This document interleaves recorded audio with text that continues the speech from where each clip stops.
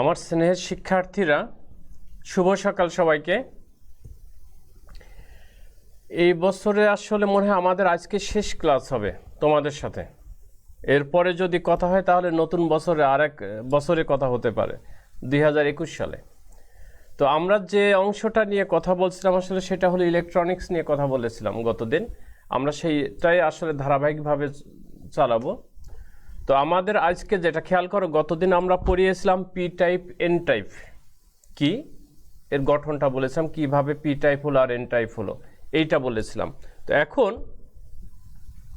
এই P type আর N type মিলে আমরা কি একটা ডায়োড, একটা ডিভাইস তৈরি করি, সেটা হলো পিএন জাংশন বলা হয়। অর্থাৎ এটা হলো অর্ধপরিবাহী ডায়োড বলি।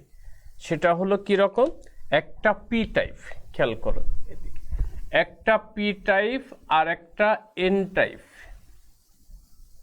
একটা পি টাইপ আর একটা এন টাইপ অর্ধপরিবাহী। খেয়াল করো, একটা পি টাইপ আর একটা এন টাইপ, দুটো অর্ধপরিবাহী আমরা যদি একসাথে লাগিয়ে দিই তখন সেটা হয় পিএন জাংশন বলা হয়। এই জন্য এটা পিএন জাংশন। অর্থাৎ যেহেতু একটা পি টাইপ সেমিকন্ডাক্টর আর একটা এন টাইপ সেমিকন্ডাক্টর মিলে হয়, এই জন্য এটাকে আমরা সেমিকন্ডাক্টর ডায়োডও বলি। ডায়োড মানে আসলে দুটো, এই জন্য সেমিকন্ডাক্টর ডায়োড বলি। তাহলে সহজ কথা, একটি পি টাইপ এবং একটা এন টাইপ অর্ধপরিবাহী মিলে যে ডিভাইসটা হবে সেটাই হলো আমাদের কি হলো, পিএন জাংশন। অথবা একটা পি টাইপ একটা এন টাইপ অর্ধপরিবাহী মিলে পিএন জাংশন তৈরি হয়। এখন পিএন জাংশন যদি তৈরি হয়, দেখো আরেকটা, এই পিএন জাংশনের এটা হলো আসলে ব্লক ডায়াগ্রাম বলি আমরা। আরেকটা ডায়াগ্রাম যেটা আমরা সার্কিটাল ডায়াগ্রাম যেটা, সেটা হলো এইটা, এই চিহ্ন, this is positive, this is negative. এইটা দিয়েই কিন্তু আমরা সমস্ত কাজ করি, এই সিম্বলটা ব্যবহার করি আমরা সার্কিটে। তো এখন পিএন জাংশনের একটু কাজ আমরা ধরি, দেখো সেটা হলো, নর্মালি আমরা জানি কি,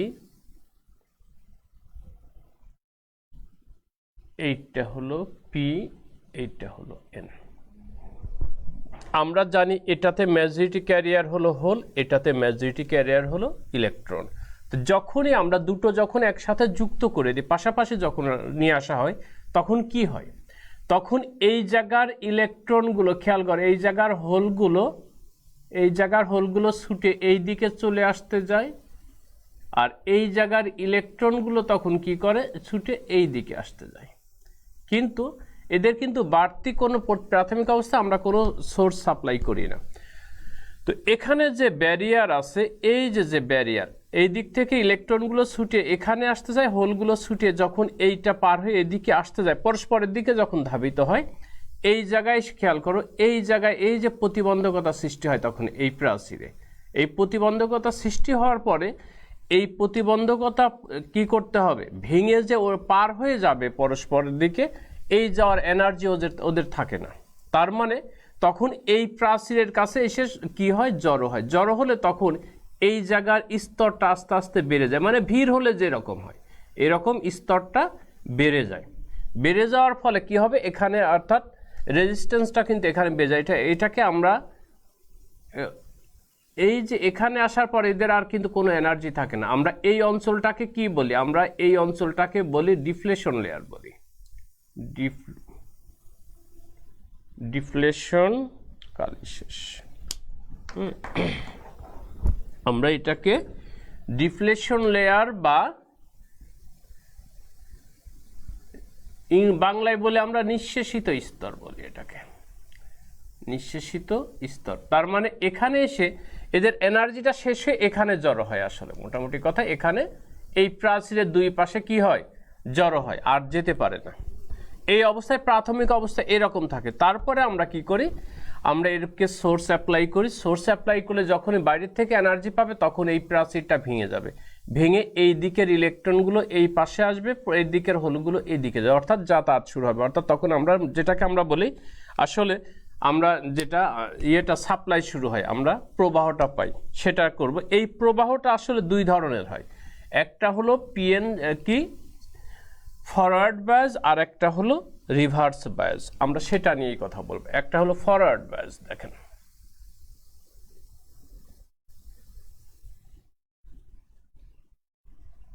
বাংলায় বলে সম্মুখী ঝোঁক।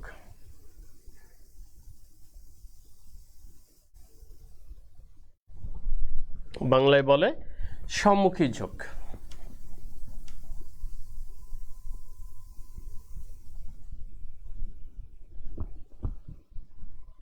ওকে,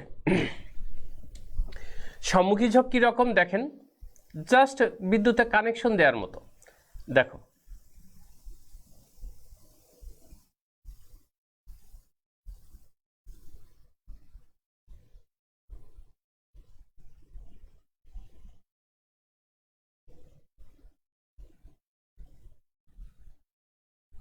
দেখেন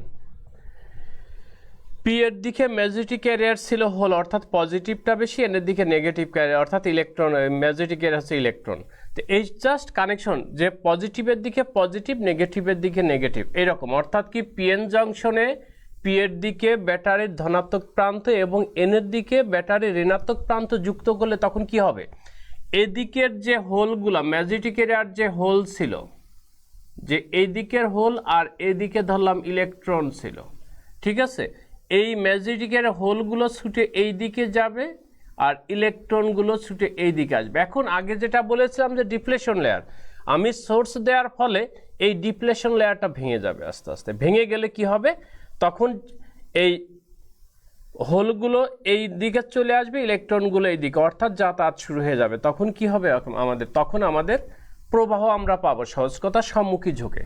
এই জন্য এটাকে ফরওয়ার্ড বায়াস বলা হয়। খেয়াল করো, পিএন জাংশনে পি এর দিকে ব্যাটারি ধনাত্মক প্রান্ত এবং এন এর দিকে ব্যাটারি ঋণাত্মক প্রান্ত যুক্ত করে আমরা যে প্রবাহটা পাই সেটাই হলো, অর্থাৎ যে কাজটা হয় সেটাই হলো আমাদের ফরওয়ার্ড বায়াস বলা হয়। যেটা তখন সুন্দর কি হবে, যাতায়াত শুরু হবে, এর দিকে যাবে ও ওর দিকে যাবে, অর্থাৎ দেখো এইভাবে যাতায়াত শুরু হবে প্রবাহটা, তখন এই ডিপ্লেশন লেয়ারটা ভেঙে যায়। এটা হলো সম্মুখী ঝোঁক। এখন আমরা যদি বিমুখী ঝোঁকের দিকে যাই, দেখো উল্টা আরেকটা দেখা, reverse bias.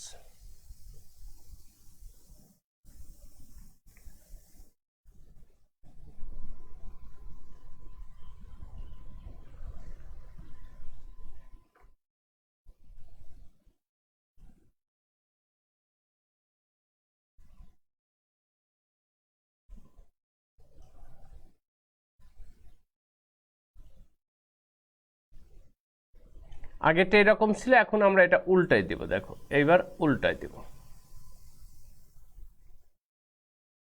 This is negative, this is positive. এখন শোনেন, যদি আমরা পি এর দিকে যদি ব্যাটারির ঋণাত্মক প্রান্ত আর এন এর দিকে যদি ব্যাটারির ধনাত্মক প্রান্ত যুক্ত করি, তাহলে এই দিকের যে ম্যাজেটিক এরিয়ার ছিল যে হোল, এই হোলগুলোকে কি করবে, ইলেকট্রন আকর্ষণ করবে, তার মানে তখন সে উল্টা দিকে। আর এই যে তোমার এই দিকে যে ম্যাজেটিক এরিয়ার যে ইলেকট্রন ছিল, তখন এই ধনাত্মক আধানটা কি করবে, ইলেকট্রনকে আকর্ষণ করবে, তার মানে দুটো দেখো পরস্পরের দিকে চলে যাবে। যখনই পরস্পরের দিকে যাবে তখন কি হবে, তখন এই যে এই লেয়ারটা আস্তে আস্তে মাঝখানে এই লেয়ারটা বেড়ে যাবে। বেড়ে যাওয়ার ফলে কোনো প্রবাহটা পায় না, এই জন্য এটাকে রিভার্স বায়াস বা বিমুখী ঝোঁক বলা হয়। খেয়াল করো, জাস্ট বিপরীত কানেকশনের কারণে, যেটা বিদ্যুতের কানেকশন আমাদের হয়। তো পি এর দিকে ঋণাত্মক, এন এর দিকে ধনাত্মক প্রান্ত যদি ব্যাটারি যুক্ত করি, তাহলে কি হবে, আমরা কোনো প্রবাহ পাই না। অর্থাৎ দুটোর মাঝখানের যে আমাদের যে নিঃশেষিত স্তর, আগে বলেছিলাম ডিপ্লেশন লেয়ার, আসলে এই যে এই বিভব প্রাচীর, এই প্রাচীরটা আস্তে আস্তে বেড়ে যায়।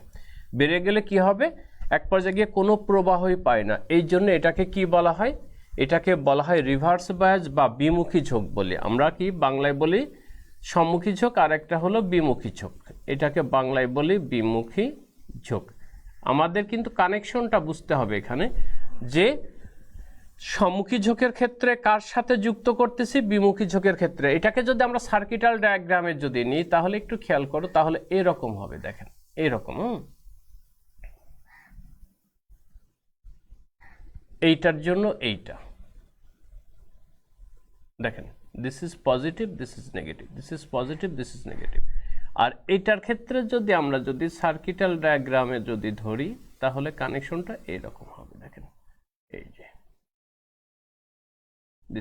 This is positive, this is negative. Okay, just এরকম। যদি ব্লক ডায়াগ্রামটা না করে যদি আমরা সার্কিটাল ডায়াগ্রাম ব্যবহার করি, তাহলে আমাদের সার্কিটটা হবে এরকম। তাহলে দেখো আমাদের সম্মুখী ঝোঁক, বিমুখী ঝোঁক কি জিনিসটা আমরা আসলে দেখলাম। এখন আমরা আসলে আসবো এই পিএন জংশনের ক্যারেক্টারিস্টিক্স কার্ভ, এর বৈশিষ্ট্য কার্ভটা আসলে কি রকম, বৈশিষ্ট্য প্রকাশকারী যে লেখচিত্রটা পাই আমরা সেটা আসলে কি রকম হয় সেটা একটু দেখি আমরা। ওকে, তাহলে একটা জিনিস তোমাদের এখানে একটা জিনিস খেয়াল করে নাও সহজভাবে, যে সম্মুখে ফরওয়ার্ড ব্যাজ আর রিভার্স ব্যাজের ক্ষেত্রে কানেকশনটা তোমাদের একটু ভালো করে খেয়াল করতে হবে। যে ফরওয়ার্ড ব্যাজে পিএন জাংশনে পি এর দিকে পজিটিভ, এন এর দিকে নেগেটিভ, রিভার্স ব্যাজে পি এর দিকে নেগেটিভ, এন এর দিকে পজিটিভ কানেকশন দিতে হবে। এটার ক্ষেত্রে আমরা প্রবাহ পাবো, এটার ক্ষেত্রে প্রবাহ পাবো না। তার মানে দেখো আর একটা কথা বলে নিই, যে এই যে তোমার পিএন জাংশনের যে তোমার কানেকশন দিলে যেটা একটার ক্ষেত্রে আমরা প্রবাহ পাচ্ছি আর একটার ক্ষেত্রে প্রবাহ পাই না, এই কারণে পিএন জাংশন অর্থাৎ সেমিকন্ডাক্টর ডায়োড তোমার রেকটিফায়ার হিসাবে কাজ করে। রেকটিফায়ার আবার কি, রেকটিফায়ার মানে যেটা এসি কে ডিসিতে, আমরা সহজভাবে বলি এসি প্রবাহকে ডিসি প্রবাহে রূপান্তর, অথবা যেটা আমাদের যে কি এসি কারেন্টটা যে এইভাবে চলে এইটাকে আমরা একদিকে একমুখী করে, এটাকে কি করে একমুখী করে, জাস্ট আমরা প্রবাহটা উভয় দিকে না পেয়ে একদিকে পাবো, সেটা হলো কি রেকটিফায়ার অর্থাৎ এই পিএন জাংশন কারে। এখান থেকেই বোঝা যায় যে আমরা শুধু ফরওয়ার্ড ব্যাজের ক্ষেত্রে প্রবাহ পাই, রিভার্সের ক্ষেত্রে প্রবাহ পাই না, এই কারণে এটা একমুখী কারক হিসাবে ব্যবহার হয়। ওকে,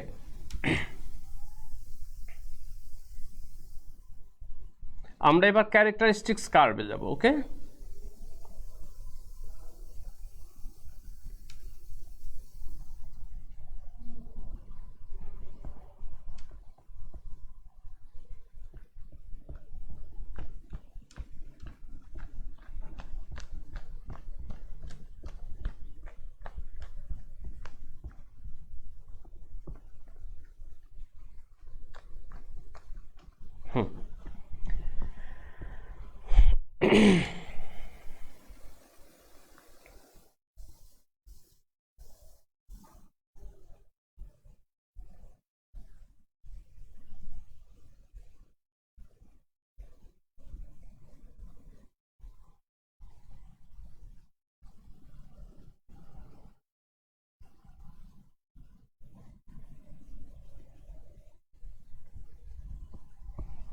characteristics curve of PN junction.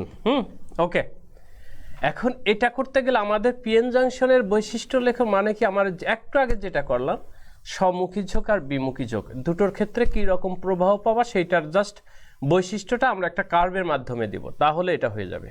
দেখো প্রথম আসি আমরা সম্মুখী ঝোঁকের ক্ষেত্রে, খেয়াল করো সেটা, আচ্ছা এখানে করি সম্মুখী ঝোঁক, সেটা কি রকম হবে,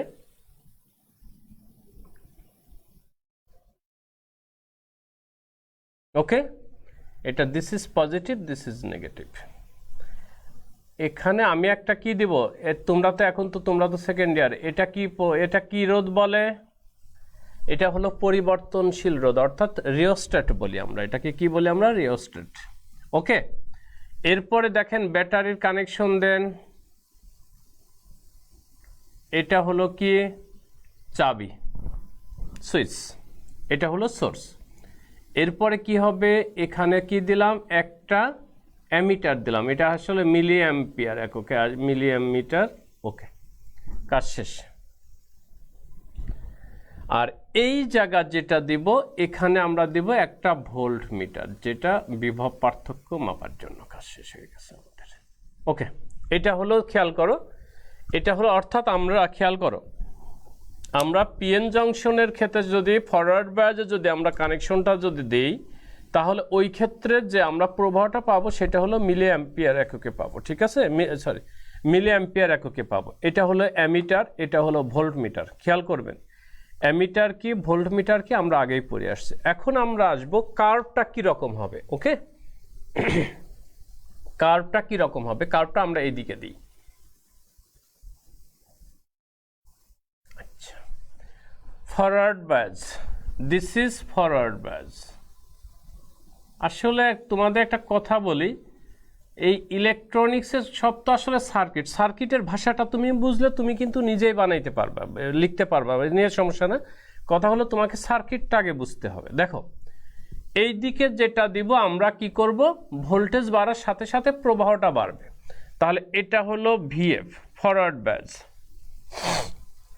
ঠিক আছে। আর এদিকে যেটা পাবো সেটা হলো আইএফ, অর্থাৎ ফরওয়ার্ড বায়াসের ক্ষেত্রে প্রবাহ, দেখেন মিলি অ্যাম্পিয়ার এককে পাবো আমরা। ওকে, এখন আমরা প্রথমে কি করব, রিওস্ট্যাটের কাজটা হলো আস্তে আস্তে রোধ পরিবর্তন করে ভোল্টেজ বাড়াবে অথবা কমাবে।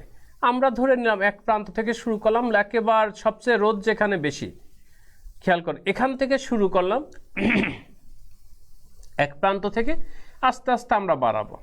যদি তাই বাড়াই, এক প্রান্তে প্রথমে তুমি যখন রিডিং নিবা তখন দেখবা যে তুমি কোনো প্রবাহ পাচ্ছ না। প্রবাহ না পাওয়ারও কিন্তু একটা কারণ আছে। আমরা প্রথমেই বলেছিলাম যে এইটার মাঝখানে কি হয়, নর্মালি একটা পি টাইপ আর একটা এন টাইপ যুক্ত করে আমরা কি করেছিলাম, এখানে আমরা একটা লেয়ার তৈরি হয়ে যায়। তখন এই দিকের ইলেকট্রনগুলো এখানে ছুটে আসে, এদিকের হোলগুলো এখানে এসে জড়ো হয়।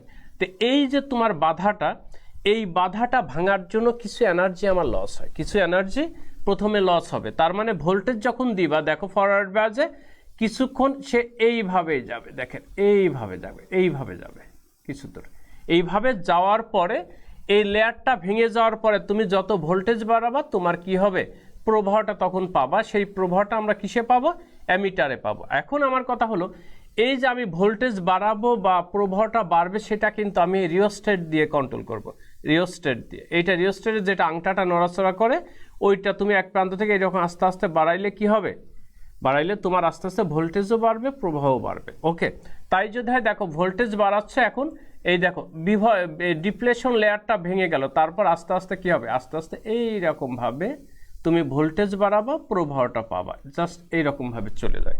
এটা হলো আমার ফরওয়ার্ড বায়াসের কার্ভ। তুমি যদি এরকম করে করো তাহলে এইভাবে আস্তে আস্তে প্রবাহটা পাবে। এটা গেল সম্মুখী ঝোঁক বা ফরওয়ার্ড বায়াসের অংশ। ওকে, এটুকু। এবার আসি স্যার, এবার আসবো কি একই কার্ভ থেকে বুঝাবো। এবার রিভার্স বায়াসে তাহলে প্রবাহটা কীরকম হবে।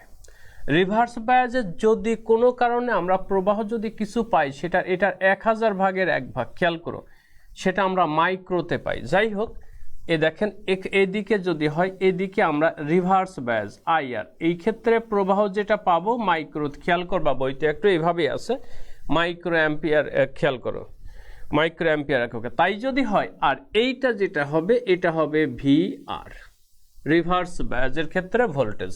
ওকে, তো আমরা যখনই রিভার্স বায়াসে কানেকশন যখন দিয়ে দিব, কানেকশন দেওয়ার সাথে সাথে কি হয়, সাথে সাথে আমরা একটা প্রবাহ পাই। খেয়াল করে একটা প্রবাহ পাই, সামান্য কিছু আসে, সেটা হলো মাইক্রোতে।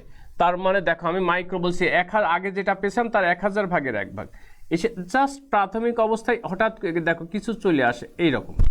আসার পরে আমি আগেই বলেছি আমরা কিন্তু কোনো প্রবাহ পাই না রিভার্স বায়াসে। তাই দেখেন এইভাবে আপনি এবার ভোল্টেজ বাড়ান, ভোল্টেজ বাড়াচ্ছেন, দেখেন কোনো প্রবাহ পাবে না, এইভাবেই যাবে, এইভাবেই যাবে।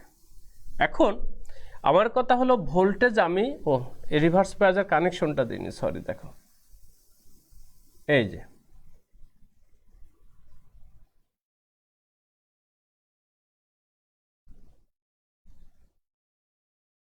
রিভার্স বায়াস না,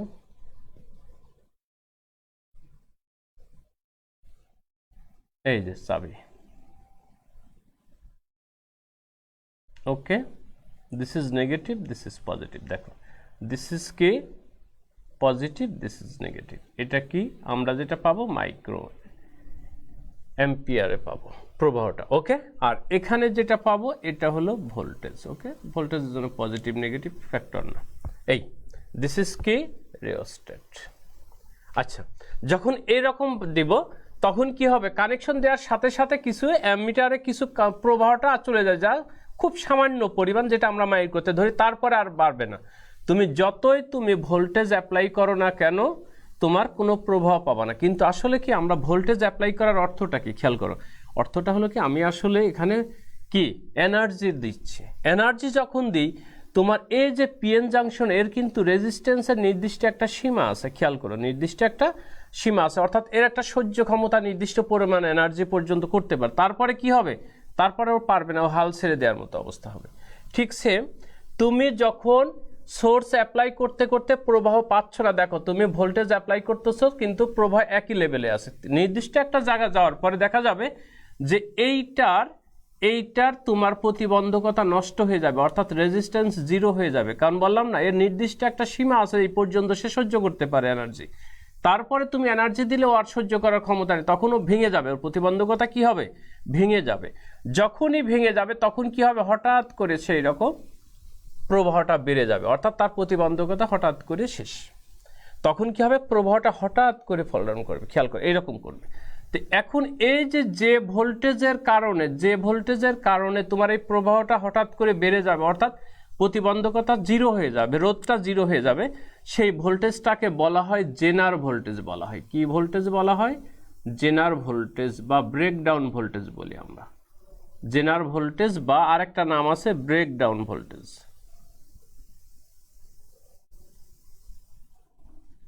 জেনার ভোল্টেজ বা ব্রেকডাউন ভোল্টেজ বলা হয়। ঠিক আছে, এই হলো মোটামুটি আমার characteristics curve of PN junction. একটু তুলে নাও যদি মনে করে, জাস্ট এরকম, এই যে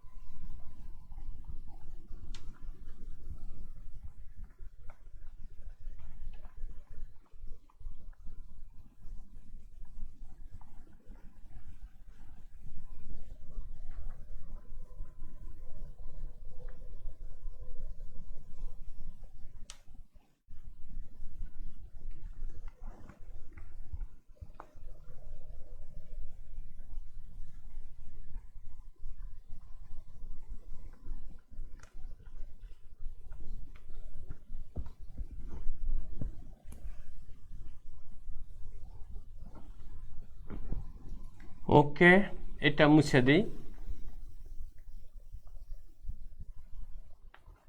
এরপরে দেখো আমরা যেটা মোটামুটি কথা হলো পিএন জাংশনের বৈশিষ্ট্য পর্যন্ত শেষ।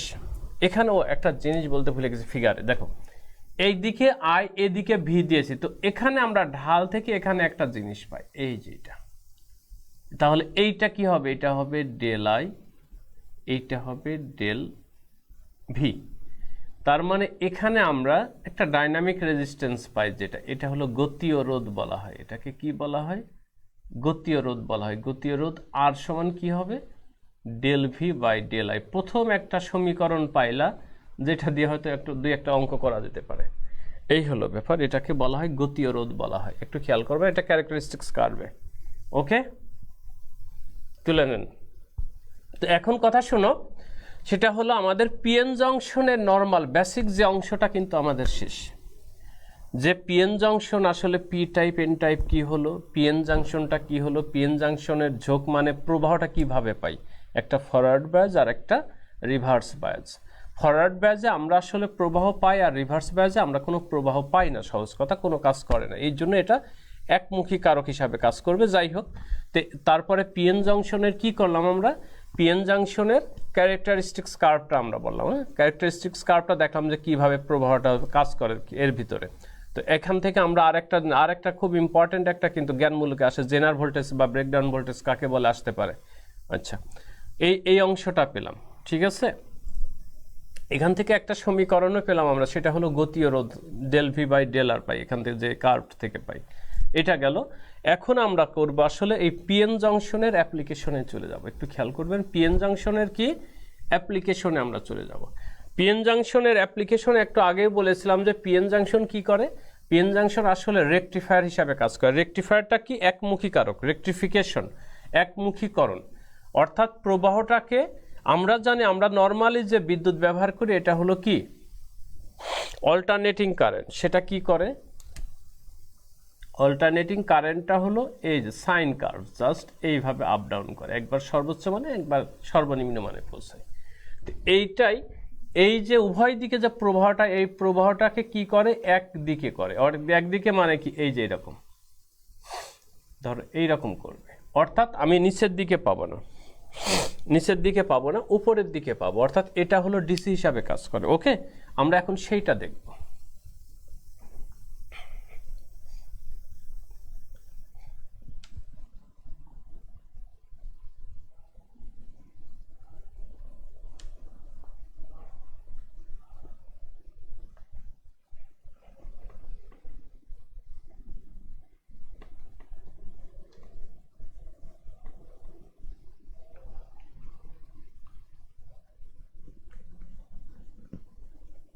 ওকে, তাহলে এটা আসে, প্রশ্নটা হলো আসলে রেকটিফায়ার কি?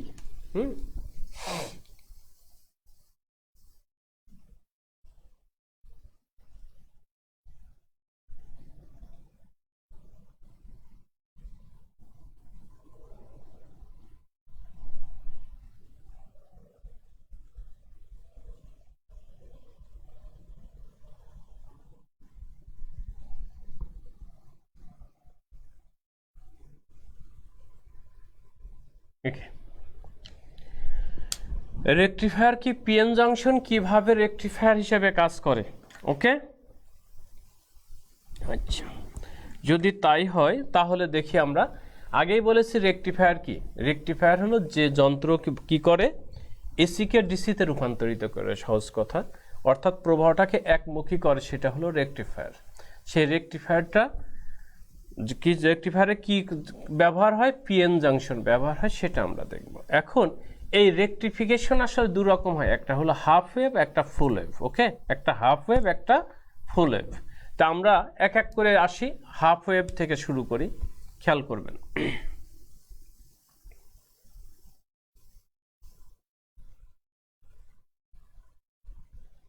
Half wave rectification. ওকে,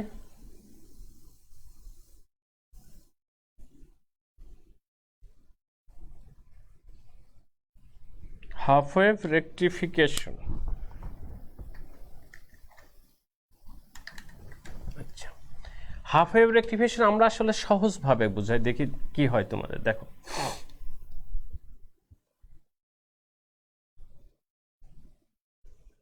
একটা ট্রান্সফরমার, জাস্ট এখানে দেখো আমরা একটা ডায়োড ব্যবহার করেছি। সার্কিট আঁকাটা বুঝতে হবে স্যার, না হলে সমস্যা। এ দেখো, এখানে আমরা যেটা দিই এটা হলো ইনপুট, এটা হলো ইনপুট, এই যে এইটা সাইন কার্ভ, ইনপুট।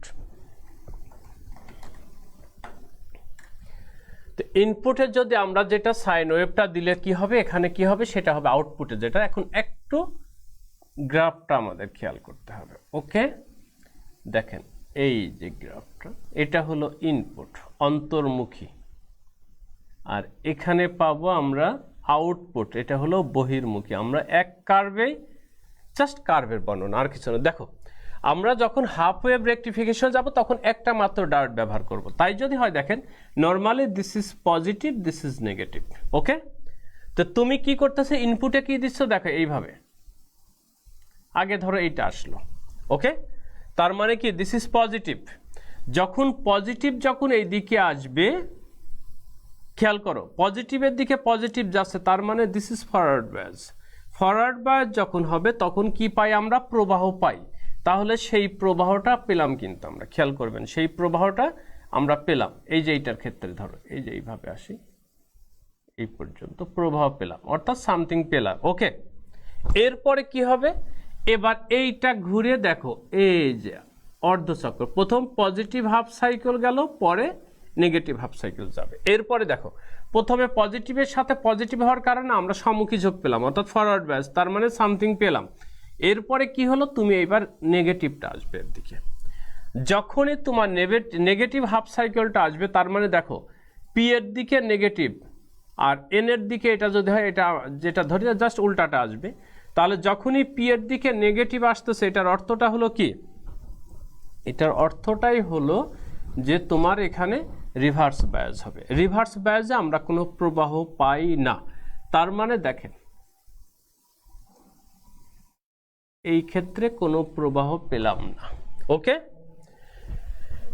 ঠিক সিমিলারলি আমি যদি আরো দূরে যাই তাহলে দেখেন এরপর আবার হাফ সাইকেল নিয়ে আসেন।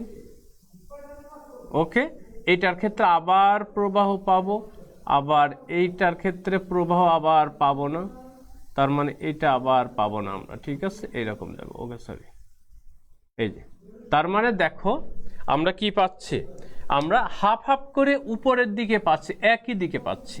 এই জন্য এটাকে বলা হয় half wave rectification. Half wave rectification. তাহলে এটা হাফ ওয়েভটা গেল, এরপরে আসবে ফুল ওয়েভটা। ওকে,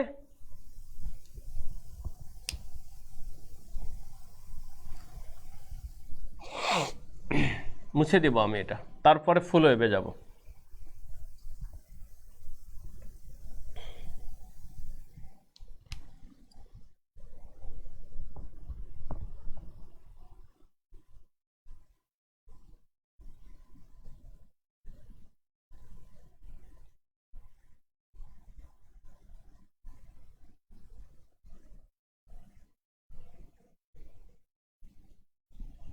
এবার হলো ফুল ওয়েভ রেকটিফিকেশন। ফুল ওয়েভ রেকটিফিকেশন কি রকম হবে দেখেন।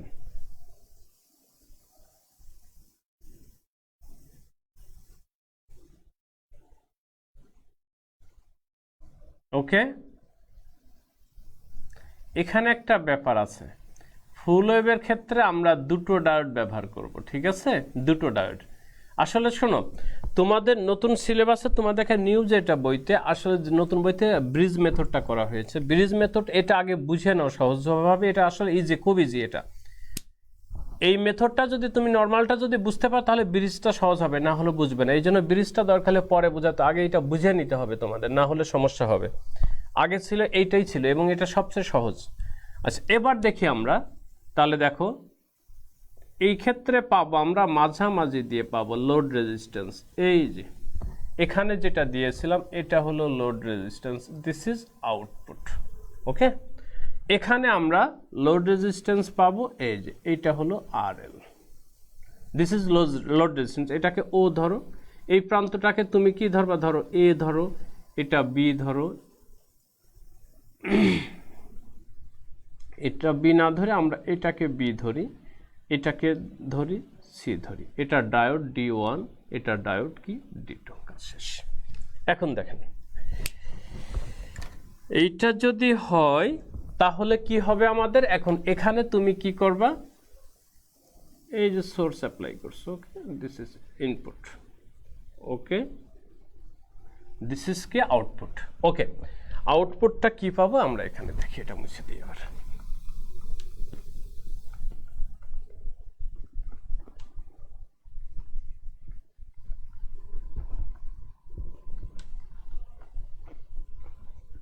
দেখেন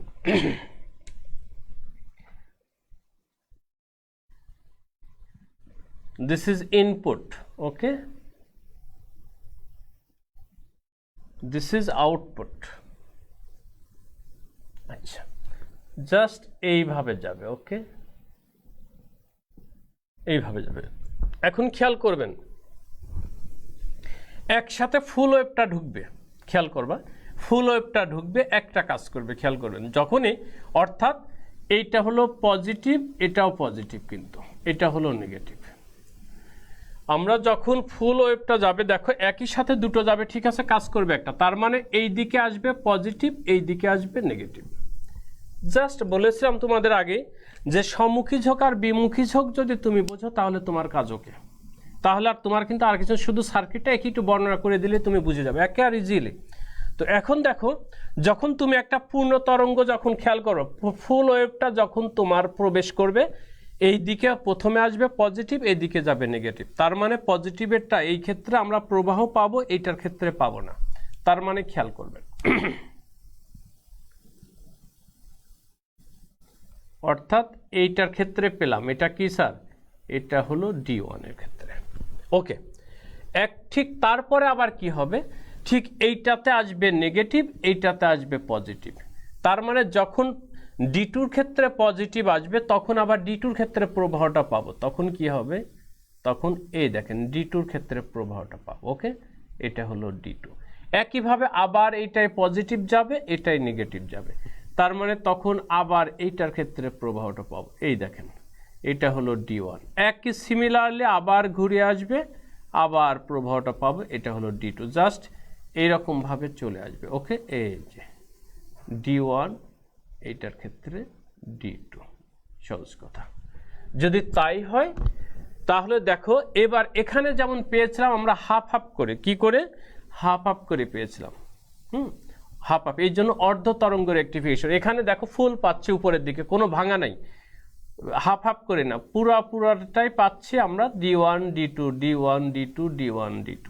ঠিক আছে, এটা হলো কি, এটা হলো পূর্ণ তরঙ্গ রেকটিফিকেশন।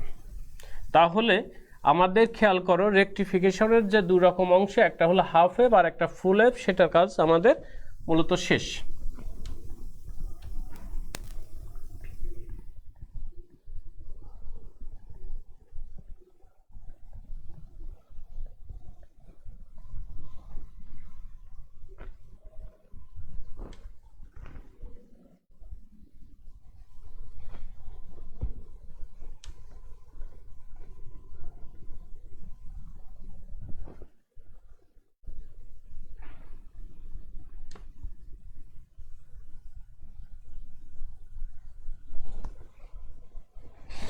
এখন আমরা দুটো সেমিকন্ডাক্টর মিলে করেছিলাম কি পিএন জংশন। ওকে, এখন আমরা তিনটা সেমিকন্ডাক্টর নেব। এখন যেটা আসবে সেটা হলো ট্রানজিস্টর। এই ট্রানজিস্টরে কিন্তু আমাদের ইলেকট্রনিক্স জগতের ব্যাপক পরিবর্তন হয়। 1948 সালে আবিষ্কার করা হয়, কিন্তু এটা আবিষ্কার হওয়ার পর নোবেল পুরস্কারও আসে। এখানে 3 জন বিজ্ঞানী মিলে ট্রানজিস্টর আবিষ্কার করেছে। ট্রানজিস্টরের ফলে আমার সব বৈদ্যুতিক ইলেকট্রনিক্স যন্ত্রপাতিগুলোর আকারটা ছোট হয়ে গেছে আস্তে আস্তে। যাই হোক, ট্রানজিস্টরটা দেখেন 3 প্রান্ত মিলে, 3টা অর্ধপরিবাহী ডায়োড মিলে। দেখেন ট্রানজিস্টর হলো 2 প্রকার, একটা এই যে,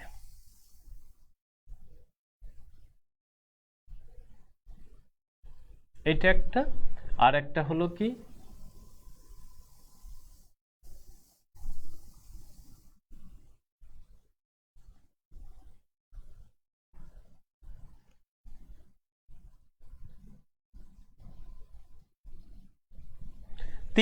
তিনটা প্রান্ত থাকে, আসলে 3টা প্রান্ত থাকে, এটা আমরা বলি।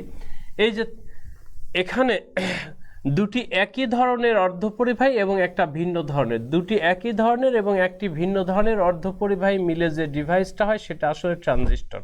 তো ট্রানজিস্টর আসলে তিনটা সেমিকন্ডাক্টরের জন্য 3টা প্রান্ত থাকে। হ্যাঁ, এই প্রান্তটাকে আমরা কি বলি, এমিটার বলি, এইটাকে আমরা বেজ বলি, আর এই প্রান্তটাকে আমরা কালেক্টর বলি। ওকে, কালেক্টর। এটা আমি এদিকে বাংলা লিখে দিই, এটাকে নিঃসরক বলা হয়। আচ্ছা, এটাকে বলা হয় পিঠ বা ভূমি, আর এটাকে বলা হয় কি সংগ্রাহক। আমি বাংলাটা লিখে দিলাম সংগ্রাহক। এটা হলো ট্রানজিস্টর, 3টা অর্ধপরিবাহী মিলে যে ডিভাইসটা তৈরি হয়। ঠিক আছে, তার ভিতর দুটো একই ধরনের আর একটা ভিন্ন ধরনের। এটা হলো সার্কিটাল ডায়াগ্রাম। দেখো এইটা সার্কিটাল ডায়াগ্রাম কি হবে, এরকম। এইটা কিন্তু পরীক্ষায় আসে। দেখো 3টা পা, এই যে 3টা প্রান্ত, পিএন, সবসময় অ্যারো চিহ্নটা এন এর দিকে যাবে, এই যে পিএনপি। ওকে, আচ্ছা, আর এইটা হলো তোমার কি, এই যে ওকে এনপিএন, এন এর দিকে যাবে, এই যে অ্যারো, এই অ্যারো চিহ্নটা দেখে কিন্তু তোমাকে বুঝতে হবে এমিটার। দিস ইজ কি, this is emitter, this is base, this is collector.